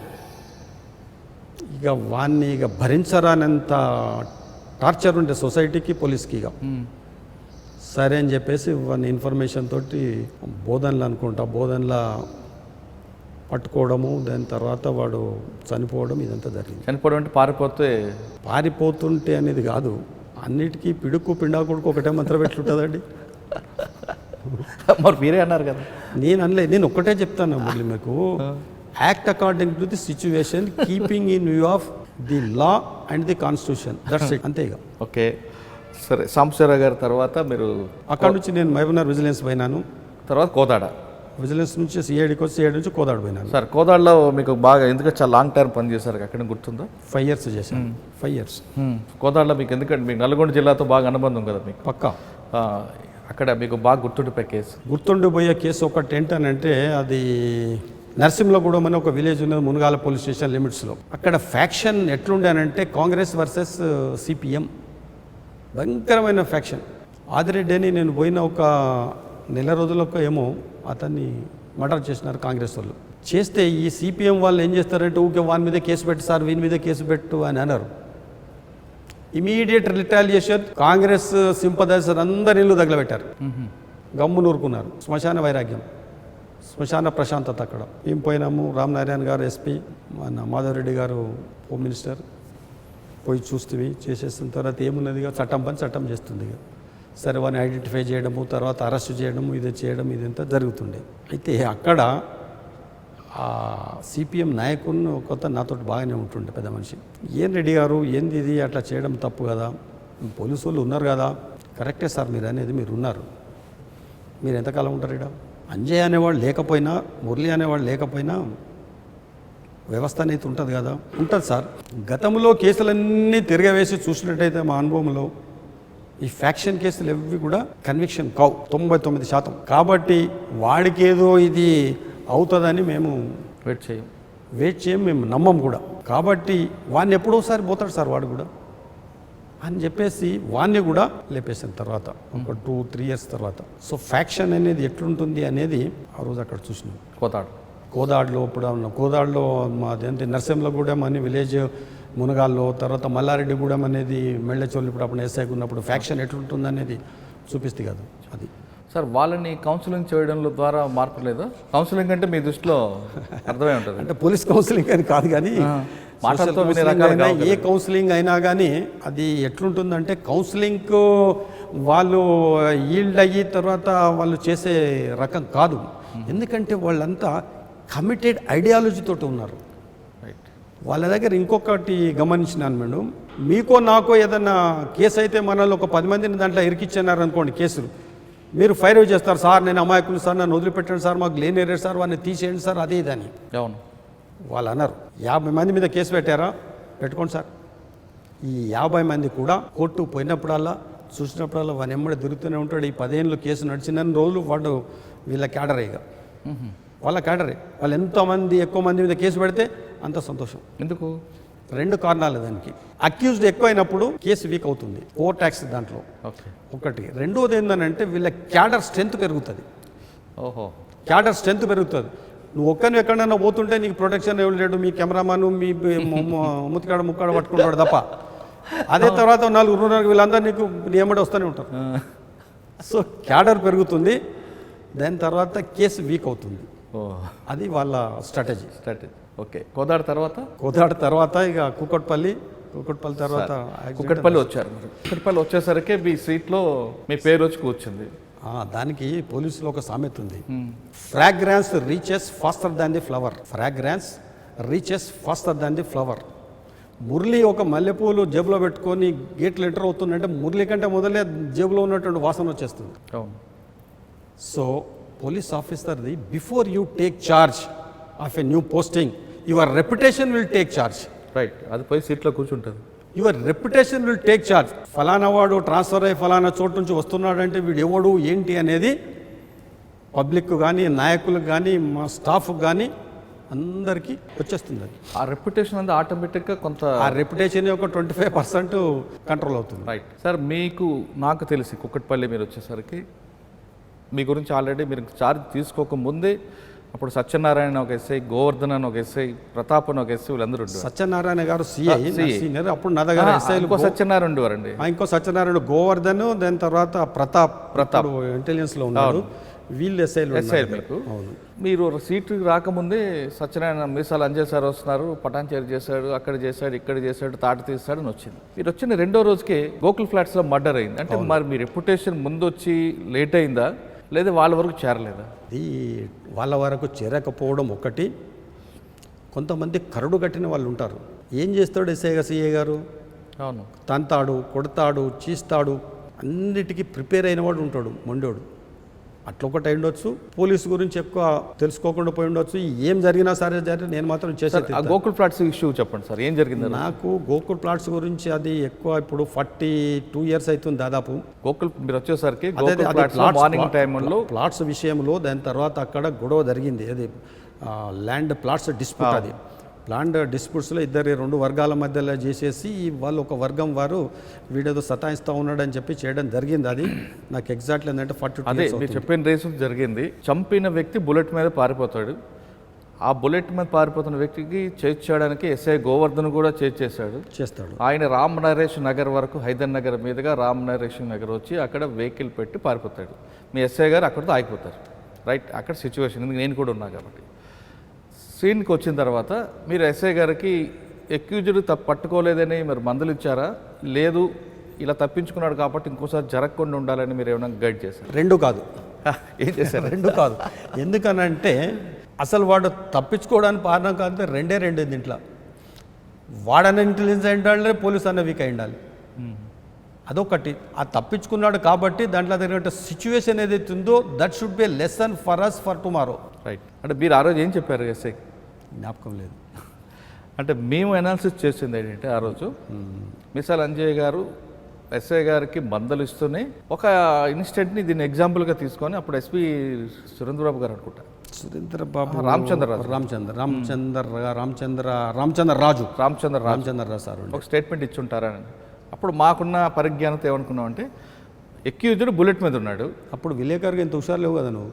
ఉన్నాం మీరు అప్పుడు ఇప్పుడున్నంత హుషారు అప్పుడు లేవు. ఉంది, మీకు కనబడలేదు. అంటే అప్పుడులో మిమ్మల్ని రీడ్ చేసేంత టైం లేకుండా ఇది కరెక్ట్ మాట. అప్పుడు కూకట్పల్లి ఎట్లుండానంటే, అప్పుడు పాత ఆంధ్రప్రదేశ్లోనే కూకట్పల్లి పోలీస్ స్టేషన్ ఎట్లుండే అంటే రాత్రి 12 గంటలకు కూడా డే టైంలో ఉన్నంత బిజీ ఉంటుండే. మీకు అప్పుడు పోలీస్ స్టేషన్లు అంటే ఎస్ఆర్ నగర్, తర్వాత కూకట్పల్లి. ఎస్ఆర్ నగర్ ఇంకా తక్కువ, మా దగ్గరనే ఎక్కువ. మొత్తం ఐపీసీలో అన్ని కేసులు రిజిస్టర్ అవుతుండే అక్కడ. 511 వరకు ఉంటాయి అక్కడ. మొత్తం అన్ని కూడా మర్డర్ ఫర్ గెయిన్, లేదంటే అన్ని గ్రేవ్ ఉంటాయి. All types. నీకు ఐపీసీలు ఎన్ని కేసులు అన్ని కేసులు అక్కడ రిజిస్టర్ అవుతుంది. అయితే ఆ కేసులో మేమే అనుకున్నాం, ఎక్యూజ్డ్కి బుల్లెట్ ఉంది, ఎస్ఐ గారికి హీరో హౌండ్ ఉంది. ఆ వెహికల్ ట్రేస్ చేయలేకపోయింది, ఆ పికప్ అది రిపోర్ట్ ఇచ్చి ఉంటారని మేము అనుకున్నాం. వాస్తవం అంటారా? దానికి నీకు ఒక ఎగ్జాంపుల్ చెప్తా, ఒకటి మ్యాథమెటికల్ ఎగ్జాంపుల్ చెప్తాం. The accused was in 2x2 speed. Accused was 2x2, whereas the police officer was in 2+2 speed. అదేంటి సార్ రెండో కొత్త తిరిగానే ఉన్నాయంట. 2x2 అవును. ఎట్లా అవుతారు రెండు? అక్యూజ్డ్ 2x2 స్పీడ్లో ఉన్నాడు, పోలీసు 2+2లో ఉన్నాడు, 2+2 స్పీడ్లో ఉన్నాడు. చెప్పండి. ఇప్పుడు పోలీసులకి ఈ వ్యాన్లు, తర్వాత ఇది ఇవన్నీ ఇవన్నీ ఇప్పుడు అప్పుడు ఏం లేకుండే కదా. ఇప్పుడు 2x2 2+2కి ఏంటి సింపుల్ ఏంటంటే 2x2 ఎంత అవుతుంది? 4 ఇంటూ 2 మళ్ళీ ఇంటూ 2 4x2 8 అవుతుంది కదా. 2+2 4 +2 6 ఇట్లా చేసుకుంటావు. అందుకు సో అందుకొరకు అని చెప్పేసి అప్పుడు పోలీసులకు అంత వాహనాలు కానీ అంత ఇన్ఫ్రాస్ట్రక్చర్ కానీ లేకుండా ఇప్పుడు ఉన్నంత. ఇప్పుడు ఎక్కడైనా ఇప్పుడు బండి ఇక్కడ పట్టుకున్నదని అంటే అప్పుడు మీరు నేరం చేసినా లేదా అని వాని ఫింగర్ ప్రింట్స్ తీసేసి ఫింగర్ ప్రింట్ బ్యూరోకి పంపించేస్తే అది 6 months తర్వాత వాళ్ళు దాని తర్వాత మాన్యువల్గా అనలైజ్ చేసి మాకు పంపించేసే వరకు సంవత్సరం అవుతుండే. కానీ ఇప్పుడు అట్లా కాదు. వాడు నువ్వు దొరికినావు అక్కడంటే టక్కని అక్కడనే పెట్టేసి పంపిస్తే అక్కడనే దొరుకుతుంది రిజల్ట్. రైట్. సరే, కూకట్పల్లి మర్డర్ తర్వాత మీరు ఇంకా బాగా గుర్తుండిపోయిన కేసు చెప్పండి. అక్కడ కూకట్పల్లి తర్వాత నేను ఇంక అక్కడ నుంచి తర్వాత యాక్సిడెంట్ అయింది, తర్వాత లీవ్లో పోయినాను. లేదు, కూకట్పల్లిలో మీరు కేపీహెచ్పి కాలనీ 4th phase మీరు చేసిన కేసు ఒకటి చెప్పండి. ఏందబ్బా నాకు జ్ఞాపకం లేదు, చెప్పండి. మీరు ఫస్ట్ డైలాగ్ చెప్పారు చూసారా, రౌడీ అయినా అవును నేనైనా ఎవరో పోలీస్ ఇద్దట్లో ఎవరో ఒకటి ఉండాలి. ఈ డైలాగ్ మీరు ఎక్కడ వాడారు చెప్పండి. వాడాను, కానీ ఎక్కడ వాడాను అనేది కేపీహెచ్బి 4th phase వాడారు. అక్కడ బాగా ఆ టైంలో మలేషియా టౌన్షిప్ లేకపోవడం, అవును, రౌండ్ తిరిగి రావడం, అయ్యేం లేవు. పోలీస్ స్టేషన్ ఎవరైనా వస్తున్నారంటే ఈ గుట్ట మీద నుంచి అందరూ చూసేవారు. ఆ 4th phase తర్వాత రైల్వే ట్రాక్, తర్వాత అంతా అది అసలు ఎంట్రీ లేదు. ఆ ట్రాక్ కింద నుంచి ఒక చిన్న దాంట్లో నుంచి అప్పుడు పోవడం జరుగుతుంది కాబట్టి అంతా చూసేవారు. కాబట్టి మీరు వాళ్ళకి ఒక వార్నింగ్ ఇచ్చేవారు, ఇక్కడ ఉంటే పోలీస్ అయినా ఉండాలి, లేదా మీరైనా ఉండాలి, ఇద్దరు ఉంటే కుదరదని చెప్పారు. ఆ డైలాగ్ తర్వాత సినిమాలు రావడంతో ఇది అంజయ్ గారి డైలాగ్ అని మేము చెప్పుకునే వాళ్ళం. అవునా? Okay, thank you. రైట్. ఆ తర్వాత మీకు యాక్సిడెంట్ అయినట్టుంది. ఆ యాక్సిడెంట్కి ఒకసారి చెప్పు. యాక్సిడెంట్ ఏం లేదండి. ఆ రోజు ఏంటంటే నేను నల్గొండలో ఒక సెషన్స్ కోర్టుకి అటెండ్ చేసుకోవడానికి పోయినాను. పోతే అక్కడ ఏం జరిగిందంటే మా దగ్గర ప్రతాప్ అని అప్పుడు ఎస్ఐ అండి, నాకు నైట్ డ్యూటీ ఉంటే, సార్ ఈ దొక్కు జీప్లు ఏం పోతారు సార్, నేను అది ట్రావెల్స్కి చెప్పి ఒక కారు తెప్పిస్తాను సార్, దాంట్లో పోండి అంటే సరేనే తెప్పి అని అంటే రాత్రి 3 గంటల వరకు ఆ రోజు పెట్రోలింగ్ చేసేసి నైట్ డ్యూటీ ఉండని తిరిగి అదే నిద్రలతోటి పోయినాను. మీరు పోయి పడుకోండి సార్, నేను ఎవరైనా పంపిస్తానంటే ఒక కానిస్టేబుల్ వచ్చినాడు కారు తీసుకొని. ఆ కానిస్టేబుల్ ఎవడో తెలియదు నాకు, ఆ కార్ నెంబర్ తెలియదు, కార్ డ్రైవర్ కూడా తెలియదు. వాడు వచ్చేసి ఇంటి ముందర ఆగినాడు. తర్వాత నేను వచ్చేసి వెనక సీట్లో కూర్చున్నా. నల్గొండ పోయినాను, నల్గొండలో కోర్టు అటెండ్ చేసినాను. మళ్ళీ కిందికి వచ్చేసే వరకు కార్లో వెనక సీట్లో కూర్చొని వస్తున్నాయి. ఇక హయత్ నగర్ దగ్గరకు వచ్చేసిన తర్వాత నేను నిద్రమబ్బులు అసలు నాకు తెలియదు. పడుకుని ఇట్లా రివాల్వర్ పక్కన ఉన్నది, ఇదంతా నేను ఇట్లే ఉన్నా, నిద్ర లేదు కదా. అటు ఓవర్టేక్ చేసిపోయి ఒక ఆర్టీసీ బస్సును గుద్దేసిండు ఈ కార్ డ్రైవర్, నేను కూర్చున్న కార్ డ్రైవర్. సో ఫస్ట్ ఆ కారు అంబాసిడర్ ఎట్లయిందంటే ముందర ఎంత ఉంటుంది అది ఇట్లా అయిపోయింది. డ్రైవర్ చనిపోయినాడు, వాడు చనిపోయిన విషయం తెలియదు, నాకు ఏది తెలియదు. అది ఎవరో ఇన్ఫర్మేషన్ ఇచ్చేస్తే రోడ్డు జామ్ అయిపోతే అప్పుడు వాళ్ళు it was Hayathnagar police, Hayathnagar వాళ్ళు రావడము. తర్వాత చూడారే మా సారే అని చెప్పి చూడడం. అప్పుడు సేమ్ డిస్ట్రిక్ట్ కదా, సేమ్ కమిషనరేట్ కదా ఇప్పుడు అదంతా సూచన చేయడము. అదంతా నన్ను తీసుకుపోయి ఇక్కడ కామినీలో అడ్మిట్ చేయడం, ఇదంతా జరిగింది. అది అప్పుడు నాకు ఏం తెలియదు అసలు. నాకు కాన్షియస్ వచ్చి చూసేసే వరకు అంతా ఏదో హాస్పిటల్ వాతావరణం ఇది ఉంది. ఇదే రామచంద్రరాజు గారు మా ఎస్పీ గారు వచ్చేసి పక్క నిలబడ్డాడు యూనిఫామ్లో. ఆయన ఎస్పీ కాబట్టి నేను లేచి సల్యూట్ చేయాలి కదా.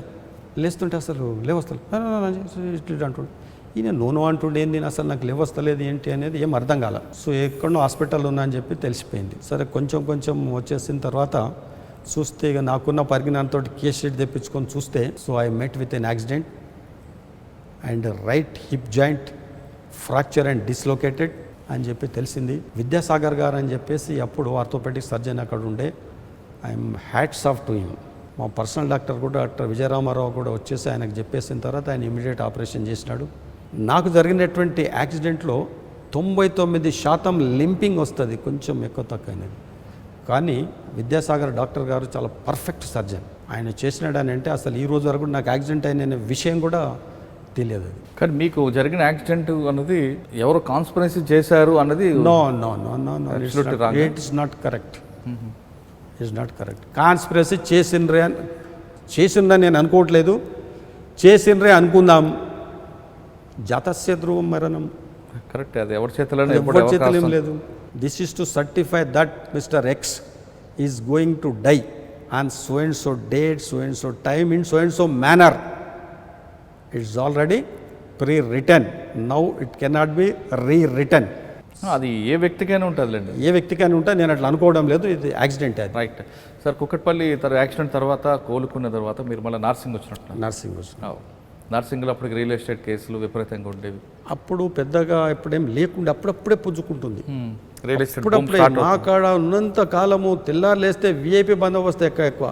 ఈ చంద్రబాబు నాయుడు తర్వాత రోజు 2 సార్లు వస్తుండే అక్కడికి. రోజు 2 వస్తుంటే ఆ ఇరుకు రోడ్. అప్పుడు ఈ జూబ్లీహిల్స్ 36 నుంచి వచ్చే రోడ్డు అదంతా మా దగ్గరకు వచ్చిన తర్వాత చాలా ఇరుకు రోడ్. అది బాటిల్ నెక్ అయిపోద్ది. బాటిల్ నెక్ అయిపోయి చాలా అంటే చాలా. ఇప్పుడు 36 ఆ జంక్షన్ నుంచి ఆ వెనకాల రోడ్డు కూడా లేదు అప్పుడు. అవును, మన పద్మాలయ స్టూడియో రోడ్ లేదు. అది పద్మాలయ కాదు, పద్మాలయ స్టూడియో రోడ్ కాదు. పోలీస్ స్టేషన్ బ్యాక్ సైడ్ ఏదైతే హైటెన్షన్ రోడ్ వచ్చింది కదా ఇప్పుడు. ఒకటి వైఎస్ఆర్ విగ్రహం ఉండి వైఎస్ఆర్ సొసైటీ రోడ్ అది లేదు అప్పుడు. అది లేదు. ఇది రోడ్లు ఏ రోడ్లు లేవు. చాలా బందోబస్తులు దానికొట్టే ఇదైపోయాయి. ఓకే. నర్సింగ్ తర్వాత దాని తర్వాత మళ్ళీ నేను మన సిటీ, అక్కడ నుంచి సిటీ కాదు, సిటీ ఎస్బీకి పోయినా నేను. సిటీ ఎస్బీలో ఉన్నప్పుడే ప్రమోషన్ వచ్చింది. ప్రమోషన్ వచ్చేసి సిఐడిలో డిఎస్పి సైబర్ క్రైమ్స్గా పోస్టింగ్ వచ్చింది. ఓకే. అప్పుడప్పుడు సైబర్ క్రైమ్ కూడా స్టార్ట్ అవుతుంది. అప్పుడప్పుడే వచ్చేస్తుంది. అసలు ఈ సైబర్ క్రైమ్ అంటే ఏందో తెలియదు నాకు. ఈ కంప్యూటర్ అసలు ఆపరేషన్ తెలియదు. చిన్నప్పుడు ఏదో నేను ఆ టైపు నేర్చుకున్నాను తప్ప తెలియదు. కానీ ఒక ప్రెస్టేజ్గా తీసుకొని నేర్చుకున్నాను. నేర్చుకొని నా దగ్గర ఒక కానిస్టేబుల్ ఉండే, చాలా పర్ఫెక్ట్. వెస్ట్ గోదావరి పిల్లాడు డెప్యుటేషన్లో ఉండే. బట్ ఏదంటే అది చేస్తుండే. సార్ నేను చేస్తాను. నువ్వు చేసాడు కాదు నాయన, నువ్వు నా పక్క కూర్చో. సార్ మీరు డిఎస్పీ ఏం కాదు, నువ్వు పక్కన కూర్చొని వాడిని పక్కన కూర్చుని పెట్టుకొని వాడే నా గురువు. నేర్చుకొని ఏ లెవెల్కి వెళ్ళిపోయినామంటే నేను అప్పుడు అప్పాలో సిడిటిఎస్లో తర్వాత ఒక్కరోజు అంతా ఎన్పిఏలో కూడా సైబర్ క్రైమ్ మీద క్లాసెస్ తీసుకోవడం జరిగింది. అందులో కూడా సబ్జెక్ట్ ఏంటంటే the role of digital evidence in criminal justice system. Criminal justice సిస్టంలో డిజిటల్ ఎవిడెన్స్ ఏంటి, ఎట్లా. So far as the evidence act is concerned, we police officers are collecting the evidence like documentary evidence, oral evidence and physical evidence. Physical evidence includes scientific evidence. ఈ 3 రకాల ఎవిడెన్స్లు ఉన్నాయి. So ఈ 3 రకాల ఎవిడెన్స్లో కాకుండా ఇప్పుడు digital evidence has now come in to existence. So what is digital evidence? Whether the digital evidence is admissible in evidence or not. If admissible, what are all the provisions of Law and Evidence Act were amended? That's one thing. The second part, how to identify the digital evidence in a case and how to pick it, collect it, pack it, forward it to FSL. And what are the questions, standard questions to be asked to FSL. ఇది subject మీద మేము చేసుకుంటుంది. అది నాకు చాలా సంతృప్తినిచ్చింది. చాలా అంటే చాలా సంతృప్తినిచ్చేసింది. ఎందుకంటే నేను అక్కడ అప్పాలో క్లాస్ తీసుకోవాలని అంటే నేను మళ్ళీ నేర్చుకోవాలి. అక్కడ ఒకటి మాక్ ట్రయల్ కండక్ట్ చేయించేట్టు, మాక్ ట్రయల్.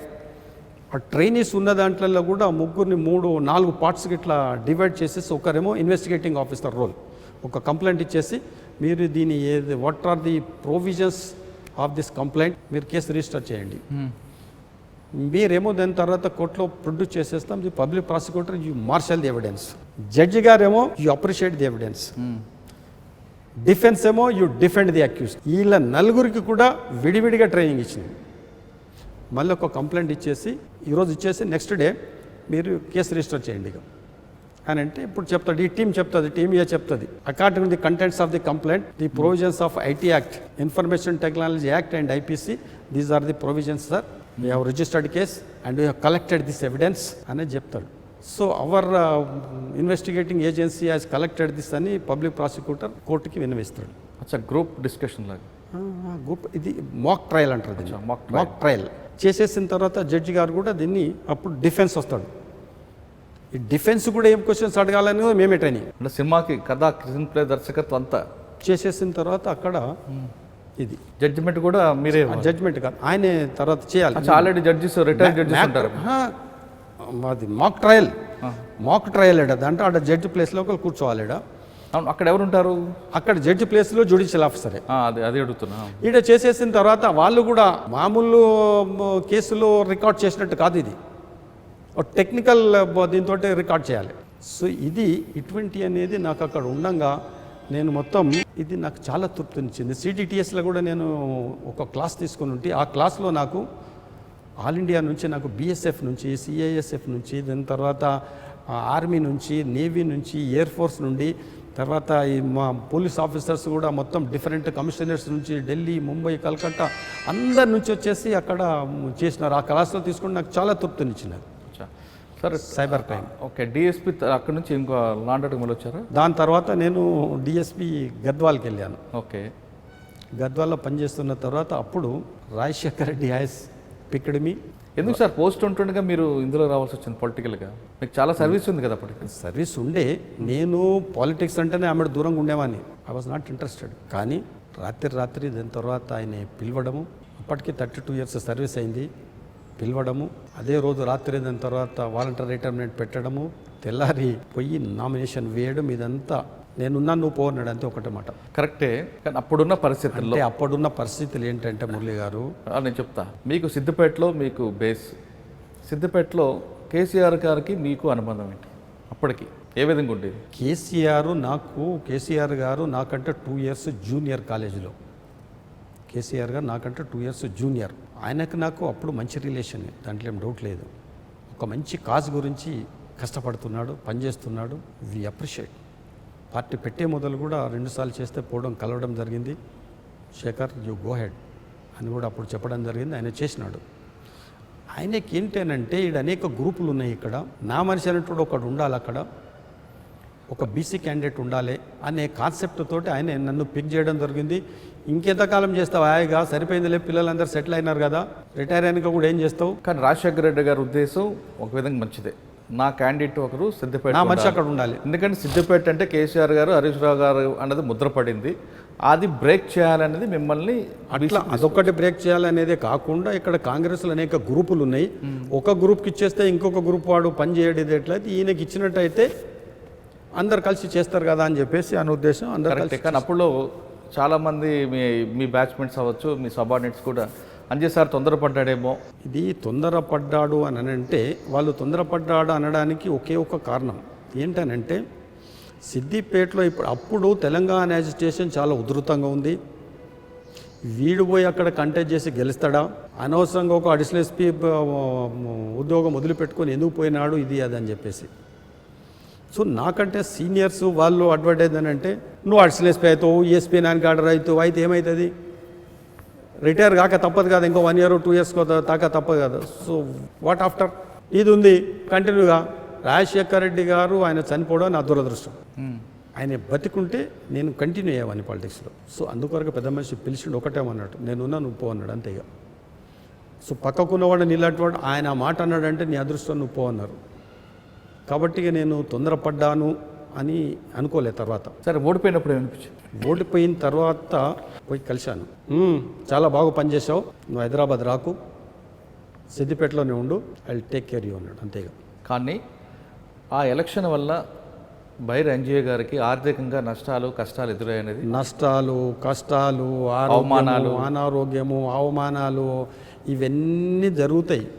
అయితే రాజకీయం అంటేనే దూషణ భూషణాలు సమానంగా స్వీకరించేవాడే పోవాలి. అంతవరకు బాగానే ఉంటుందండి. మీ సంపాదన అంతా కూడా రాజకీయంగా పోయింది చేస్తున్న మీ కుటుంబం, మీ భార్య, పిల్లలు అందరూ వాళ్ళకి మీరు ఏం సమాధానం చెప్తారు? ఏం సమాధానం లేదు. వచ్చేటప్పుడు ఏం తీసుకెళ్ళలేదు, పోయేటప్పుడు ఏం తీసుకుపోవద్దు, పోలేమనేది ఒక్కటి.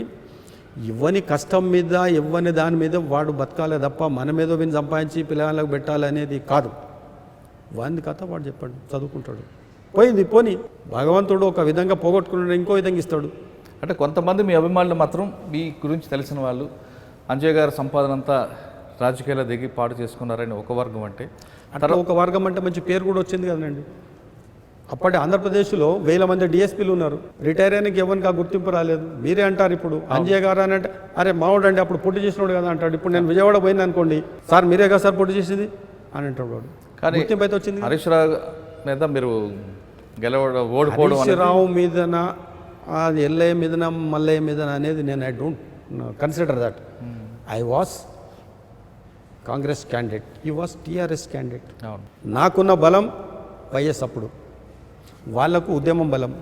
కరెక్ట్. ఆ ఉద్యమ నేపథ్యంలో ఉద్యమం ఉధృతంగా ఉన్న రోజుల్లో కూడా మేము 29-30 వేల ఓట్లు తెచ్చుకోగలిగినాం. నా తర్వాత మళ్ళీ నాకు చేయమంటే కూడా నేను చేయని అంటే కూడా రోషయ్య గారు పిలిచి, ఏమయ్యా నువ్వు సార్ నాకు విశాలు బాగానే ఉన్నాయిగా ఎందుకు చేయమన్నాడు. వద్దు సార్ అన్నాడు. నా తర్వాత ఇచ్చినారు, నేను 30,000 ఓట్లు తీసుకుంటే వాళ్ళకి 11,000 ఓట్లు వచ్చినాయి. మేము కూడా పనిచేసినాం. నౌ రిటైర్డ్ లైఫ్, ఆరామ్, నో పాలిటిక్స్. కానీ మీకు వ్యతిరేక వర్గం ఉంటుంది డిపార్ట్మెంట్లో ఉంది, ప్రతి దవల్లో ఉంటుంది. వ్యతిరేక వర్గం మాత్రం అంజయ్ సాబ్ ఎక్కడ పనిచేసినా అక్కడ పనిచేశాడు, బాగా సంపాదించుకున్నారు, సిద్దిపేటలో కోట్లాది రూపాయల స్థలాలు ఉన్నాయి, ఒక ఫంక్షన్ హాల్ కట్టాడు, ఎక్కడ చూసినా ఆయన స్థలం అంటూ ఒక ఆరోపణ తీసుకొచ్చారు. చూడండి మురళి గారు, ఒక సత్కార్యానికి 1000 విఘ్నాలు అంటారు. నంబర్ 1. నంబర్ 2, ప్రతి మనిషి కూడా మంచి చెడు 2 ఉంటాయి.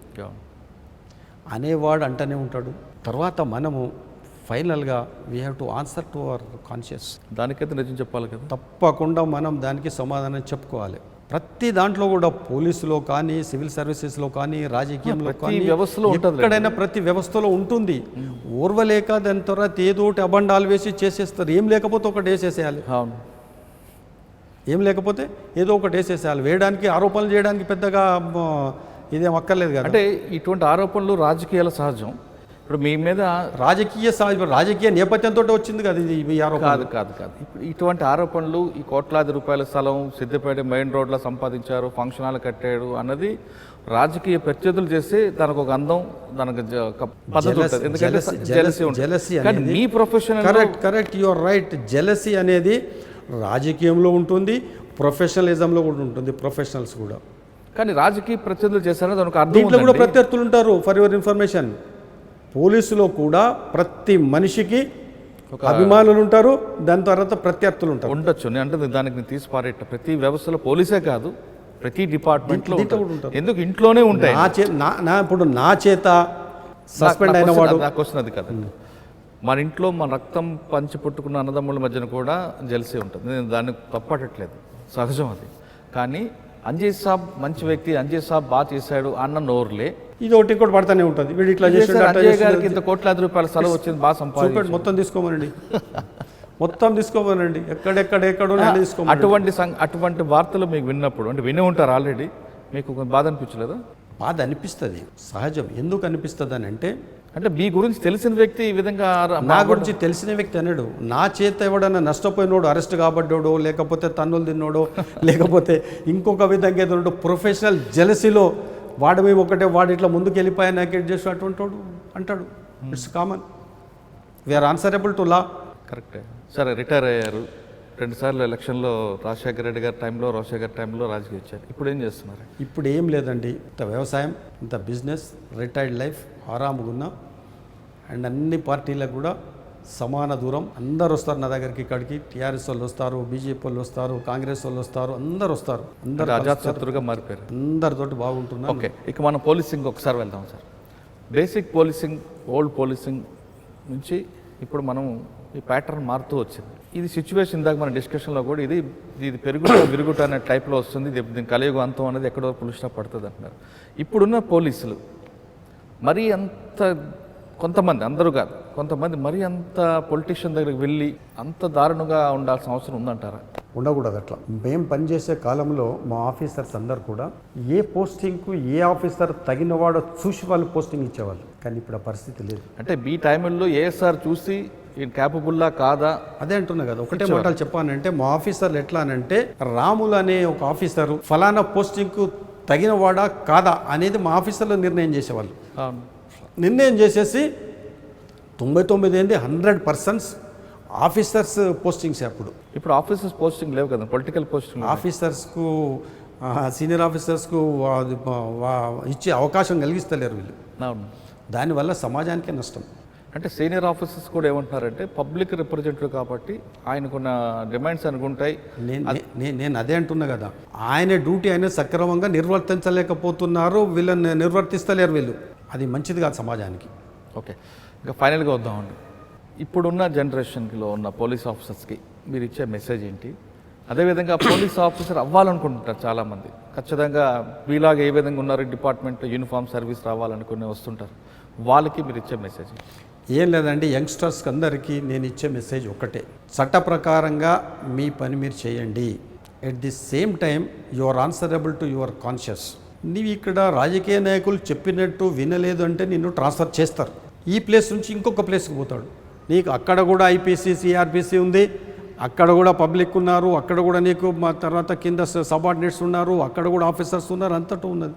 Makes no difference. కాబట్టి మీరు అన్నట్లు కాదు, నాన్ ఫోకల్ పోస్టుల కోసం చూస్తున్నారు కదా చాలామంది. నువ్వు నిజాయితీగా ఉంటే నీకు తప్పకుండా ఫోకల్ పోస్టింగ్స్ వస్తాయి. కరెక్టే. అంటే అప్పుడులో ఉన్న ఆఫీసర్ సపోర్ట్ ఉంది, మాకు ఆ ఆఫీసర్ యొక్క క్యాపబిలిటీ చూసుకున్న ఆఫీసర్ పోస్టింగ్స్ ఉండేవి. ఇప్పుడు అలా కాకుండా వీఆర్ వేస్తే వాళ్ళ కుటుంబం ఆర్థికంగా కష్టాలు నష్టాలు. దాన్ని లెక్కలో పెట్టుకోవద్దు. నీ జీతం వేస్తుందో నువ్వు you should move with in that limit. Budget చేసుకో, ఆ బడ్జెట్లోనే నువ్వు ప్లాన్ చేసుకో. నెక్స్ట్ ఇప్పుడు వస్తున్న జనరేషన్ ఇదే.